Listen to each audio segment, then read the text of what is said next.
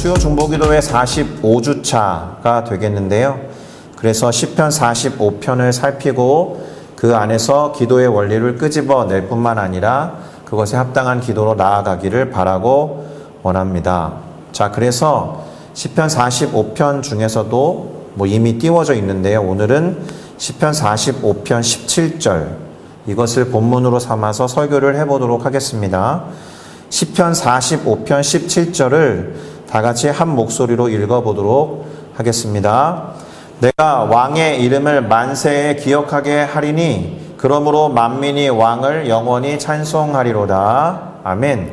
제가 한 번만 더 읽겠습니다. 내가 왕의 이름을 만세에 기억하게 하리니 그러므로 만민이 왕을 영원히 찬송하리로다. 아멘.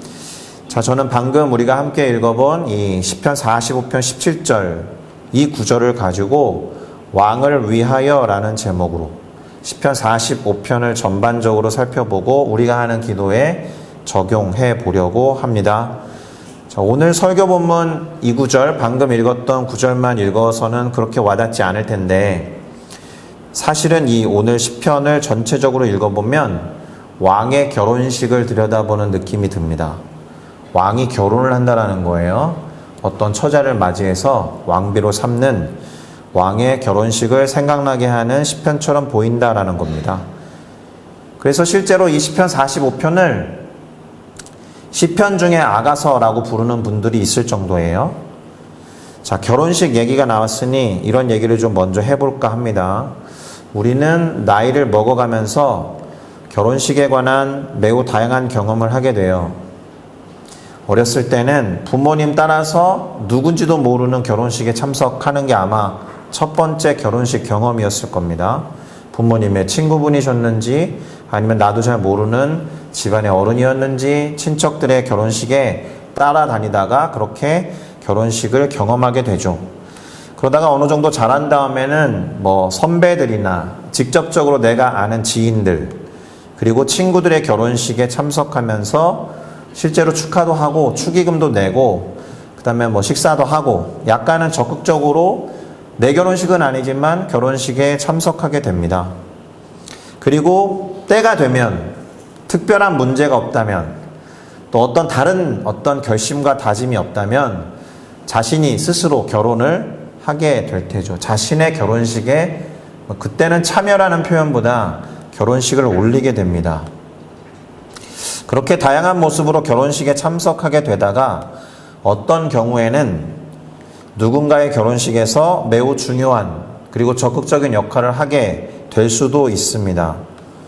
물론 말씀드렸듯이 자신의 결혼식에서 신랑이 되거나 신부가 되기도 할 테고 더 나이가 들고 결혼해서 자식을 낳으면 자신의 자식들의 결혼식을 경험하게 되기도 하겠죠. 아직까지 우리 가운데서는 그런 사람이 없지만 그리고 중요한 역할이라고 하면 축가를 할 수도 있습니다. 노래를 잘해야겠지만 물론 노래로 하는 것은 아니지만 마음을 잘 담아서 또 친구의 결혼식에서 사회를 볼 수도 있습니다. 또 축의금을 받는 역할을 한다거나 엄청난 신뢰를 받는 친구가 되겠죠. 그리고 허니문 신혼여행을 갈 때 차량을 운전해서 공항까지 픽업을 해주는 등의 역할을 할 수도 있습니다. 아주 중요한 역할을. 아니면 저처럼 가끔 주례를 할 수도 있습니다. 그러니까 제가 최근에 주례를 했던 우리 교회 분들이 잘 아시는 그 기호 형제 결혼식을 앞두고는 기호 형제와 진아 자매에게 제가 과제를 낸 적도 있습니다. 서로를 위해서 주례사를 작성해봐라. 그렇게 서로를 향해서 주례사를 작성하라고 하면 어떻게 될 것 같습니까? 서로에게 필요한 말, 자기 자신에게 어떻게 해줬으면 좋겠다라는 말을 약간 주례사처럼 해가지고 권면을 하는 경우도 있었다라는 거죠. 자, 오늘 시편 45편을 다 읽으면 결혼식을 보는 듯 하다라고 했잖아요. 특별히 왕의 결혼식에서 신랑이 되어 있는 왕과 신부가 되는 여인을 위해서 글을 쓴다거나 그것을 낭독한다거나 아니면 연장자의 입장에서 또는 신하의 입장에서 왕에게 또 신부에게 뭔가를 당부하고 권면하는 것 같은 그런 느낌을 갖게 된다라는 거예요. 자, 그러면 일종의 주례사죠. 주례사라고 가정을 하면 왕, 곧 신랑에게 해야 할 말이 있을 테고 왕의 신부를 향해서 해야 할 말이 있을 테죠. 신랑과 신부에게 어떻게 살았으면 좋겠다라는 권면을 하듯이 할 수 있는 이야기들이 있을 겁니다. 물론 오늘 시편이 왕을 향해서 권면을 한다는 게 약간 이해적으로 맞지 않죠. 왕은 최고 권위자일 테니까 함부로 권면하기는 쉽지 않을 테지만 그렇다 하더라도 충분히 권면의 말로 받아들일 수 있는 내용들이 제법 오늘 시편에 기록되어 있다고 해도 크게 틀리지 않습니다. 자, 그럼 오늘 본문에서 신랑이 되는 왕에게 하는 말에는 어떤 말들이 있었는지 한번 추려서 말씀을 드려보도록 하겠습니다. 우선 2절에는 그가 사람들보다 아름다워서 은혜를 입술에 머금었다라는 표현이 나옵니다. 신랑을 칭찬하는 거죠. 주례 선생님들이 보통 신랑 누구누구는 제가 알기로 이런 사람이고 그랬습니다라고 칭찬하듯이 신랑을 높이고 있는 겁니다. 입술에 은혜를 머금었다라고 하니까 하는 말이 대단히 은혜스럽다라는 뜻이 될 거죠. 다른 이들을 세우는 말을 많이 했던 것 같고 다른 이들을 칭찬하는 말을 많이 했던 사람이다라는 거예요. 그리고 그 앞에 보면은 용모도 뛰어난 것 같아요. 용모만큼이나 은혜를 입술에 머금었다고 한 거니까 아주 완벽한 신랑이자 왕이 아니었을까? 그래서 하나님이 그에게 복을 주신다라는 겁니다. 이 신랑은 용모가 뛰어날 뿐 아니라 하는 말도 은혜로워서 하나님이 큰 복을 주신 아주 늠름한 청년입니다. 뭐 이렇게 소개할 수 있는 거죠. 두 번째로 그의 용맹함을 칭찬하고 있습니다. 칼을 허리에 차고 영화와 위엄을 입으라 라고 말합니다. 권면하듯이. 신앙적으로 말한다면 전신갑주를 취하고 있어라 이렇게 말하는 것처럼 들리기도 합니다. 자, 위엄이라는 말을 자주 사용하는데요. 진리와 온유, 공의를 위하여 위엄을 세우라는 말을 하고 있다는 게 중요해요. 저는 이 말이 되게 중요하다고 생각합니다. 위엄을 세우다라는 말은 권위를 발휘해라, 권세를 사용해라 이런 뜻이 될 수 있거든요. 그런데 어떤 경우에 권위를 세워서 권세를 사용하라 라고 말을 하고 있는 거예요? 진리를 위해서 그렇게 해라, 온유함을 위해서 그렇게 해라, 공의를 위해서 그렇게 위엄을 세워라 이렇게 말하고 있는 거잖아요. 그러니까 이제 권세자가 권력을 다 쥐고 있을 때 사리사욕을 취할 때만큼 권위를 사용하기 쉬운 법이 없거든요. 권위를 활용해서 사리사욕을 취하는 아주 나쁜 리더들이 있지 않습니까? 그런 거 하지 말라는 겁니다. 네가 권세를 사용하고 권위를 사용할 거라면 진리를 위해서 해라, 온유를 위해서 해라, 공의를 위해서 해라 이렇게 권면하고 있는 겁니다. 왕은 응당 그래야 해요. 한 나라의 왕이라면 당연히 그래야 하는 거 아니겠습니까? 그 다음 얘기도 마찬가지예요. 정의를 사랑하고 악을 미워한다. 그렇게 칭찬하고 있는 겁니다. 이 신랑을. 그래서 하나님이 즐거움의 기름을 왕에게 부어서 더욱더 뛰어나게 하신다라는 말을 합니다. 어떻게 들리셨는지는 모르겠지만 이게 만약에 교수님이 주례를 하고 제자가 신랑이라고 하면은 신랑인 제자를 칭찬하는 주례사를 하고 있는 듯한 느낌이다라는 거예요. 더불어서 칭찬을 함으로써 더욱 그 칭찬에 합당한 삶을 살아야겠구나 다짐하게 하는 권면의 말이다라는 겁니다. 자, 이렇게 신랑을 향해서 말을 했으니까 신부를 향해서도 말을 해야 되겠죠. 상대적으로 오늘 시편에 신부를 향해서 하는 말이라고 하는 건 그렇게 많이 나와 있지는 않지만 한 3가지 정도로 요약을 해보면 이렇게 됩니다. 오빌의 금으로 꾸미고 왕의 오른쪽에 서라 이렇게 말해요. 오빌의 금이라는 것은 매우 소중한 금이고 금으로 꽤 품질이 높은 그런 유명한 금이었던 것 같아요. 오늘날로 치면 명품 금이다라는 거죠. 외모뿐만 아니라 마음을 꾸며서 왕을 보좌하라는 의미일 겁니다. 그리고 저는 이 말이 가장 중요하다고 생각하는데요. 듣고 보고 귀를 기울이며 너의 백성과 너의 아버지 집을 잊으라 이렇게 말하고 있습니다. 무슨 말이에요? 왕 앞에 서 있을 때 왕의 말을 듣고 보고 귀를 기울이는 건 이제 왕의 신부가 되었으니 다른 어떤 것보다도 왕에게 우선순위를 두어라 이런 뜻이 될 테고, 그러기 위해서는 전에 살던 집, 처가를 잊으라는 거예요, 사실은. 그렇죠. 전에 살던 그녀의 본향, 곧 아버지의 집은 잊으라라는 겁니다. 한국에서는 대단히 극단적으로 귀머거리 3년, 벙어리 3년, 장님 3년으로 시집살이 해라 이렇게 말하는 경우도 있었지만, 그렇게 극단적인 이야기를 하기보다도 시집을 왔으니 왕의 왕비가 되었으니 왕에게 우선순위를 둘 수 있도록 그 전에 본향과 아버지의 집은 잊으라. 그러면 왕이 그 아름다움을 사모하게 될 것이다. 그리고 마지막으로 왕이 주인이 되시니 그를 경배하라고 말합니다. 다소 약간 형평성이 어긋난 것처럼 보이기는 하는데요.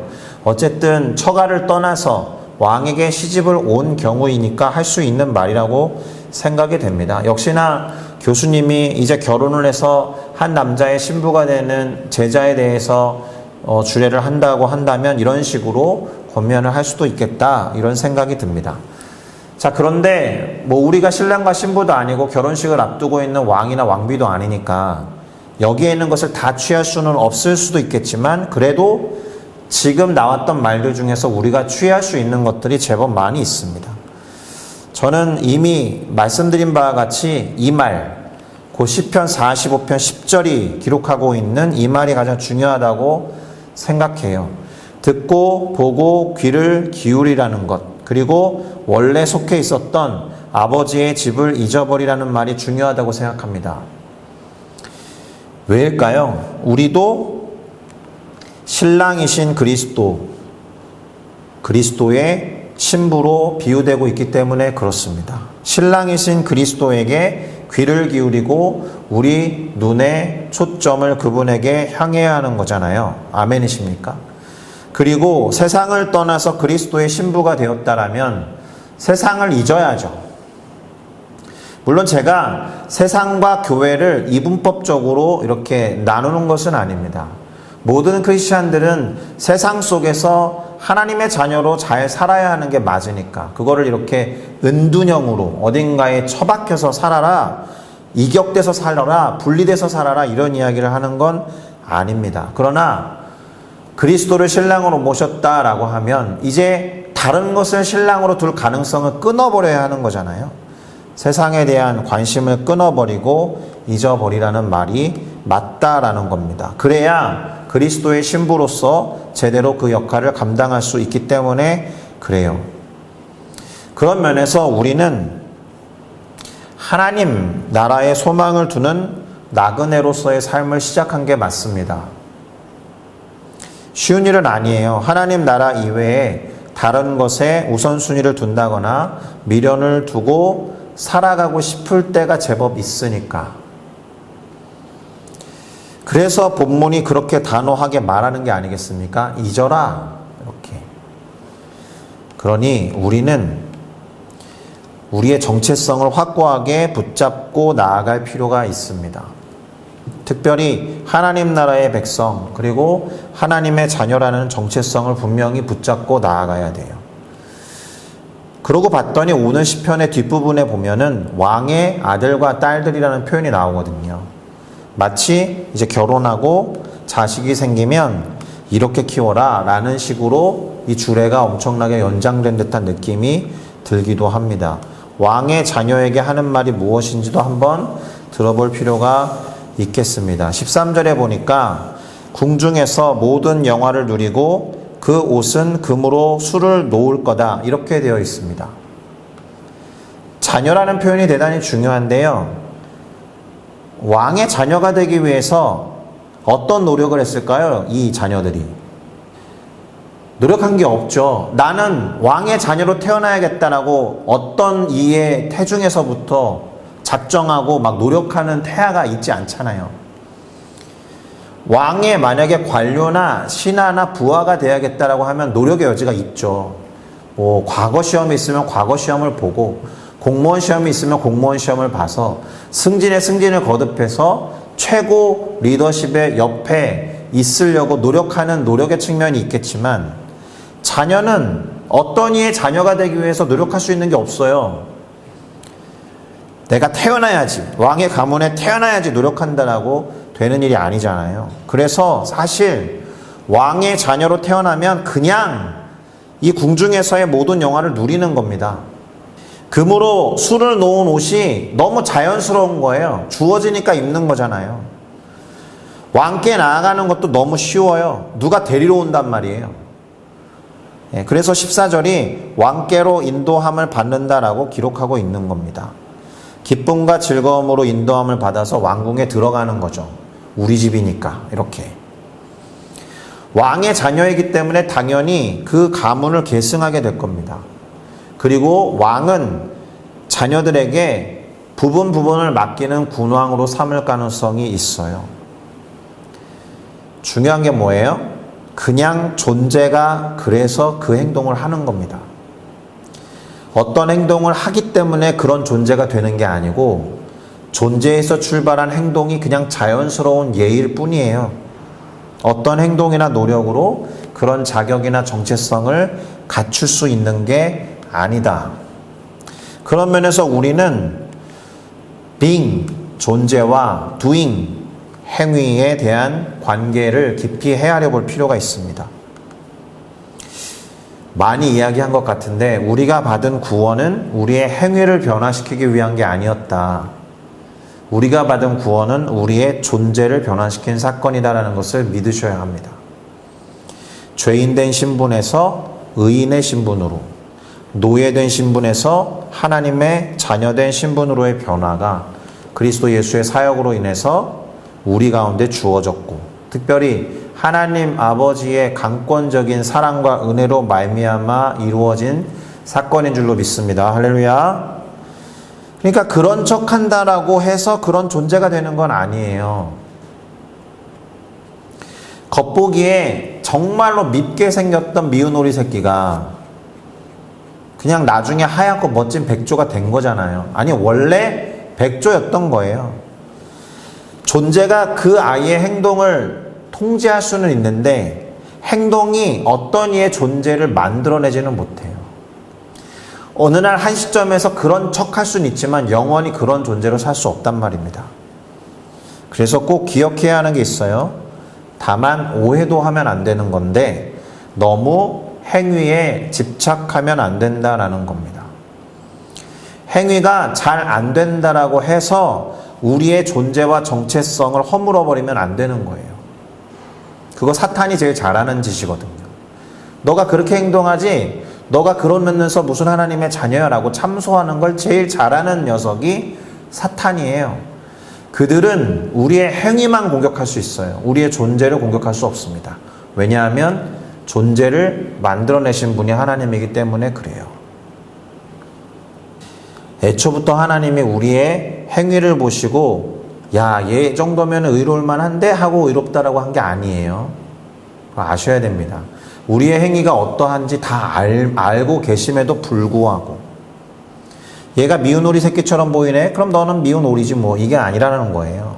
우리는 백조 새끼였던 거죠. 그 정체성을 잊지 않고 잘 크면 되는 겁니다. 그런데 제가 왜 오해하면 안 된다라는 말을 붙였겠어요? 그렇다라고 해서 아무렇게나 막 살아도 된다라는 말을 하는 건 아닙니다. 행위로 인해서 정체성을 흔들지 말라는 이야기지, 그렇다라고 해서 행동이나 몸을 아무렇게나 굴려라, 그런 말을 하는 것은 아니다라는 걸 기억하시면 좋겠습니다. 자, 마지막으로 그렇기 때문에 왕이신 하나님을 높이고 찬양할 수 있어야 해요. 우리가 하나님이라는 그 만왕의 왕의 자녀가 되었기 때문에 그 신분과 그 정체성으로 인해서 주어지는 많은 것들을 누리려면 감사부터 시작하셔야 됩니다. 이게 나한테 왜 주어졌지? 나한테 왜 금으로 수놓은 옷이 주어졌지? 나는 왜 왕궁에서 사는 거지? 이런 질문을 할 수는 있지만 답은 너무 뻔해요. 왕의 자녀로 태어났으니까. 내가 뭐라고 하나님 나라의 유업을 이렇게 다 누리게 되지? 답은 뻔해요. 내가 어떻게 행동했기 때문이 아니라 하나님의 자녀로 다시 태어났기 때문인 줄로 믿습니다. 할렐루야. 그러니까 감사하면서 찬양하는 것을 먼저 하세요. 내 행위를 돌아보면서 막 내 정체성을 흔드는 일 이전에 내 신분을 그럼에도 불구하고 자녀 삼아주신 하나님께 감사하는 것을 꼭 먼저 하라는 거예요. 선물 받으시면 뭐부터 해요? 감사합니다라고 해야죠. 저한테 이런 걸 왜 주셨어요? 너무 죄송해요. 전 받을 만한 자격이 없어요. 라고 하는 건 선물을 주신 분에 대한 예의가 아니죠. 생각보다 우리는 감사를 많이 해야 될 때에 죄송하다는 말을 많이 합니다. 그러지 마시고 감사를 많이 하십시오. 그래서 오늘 설교 본문이었던, 그리고 오늘 시편의 마지막 구절, 곧 시편 45편 17절이 그렇게 말하는 겁니다. 다 같이 힘차게 함께 읽어보면서 설교를 마무리하겠습니다. 내가 왕의 이름을 만세에 기억하게 하리니 그러므로 만민이 왕을 영원히 찬송하리로다. 아멘. 기도하시겠습니다.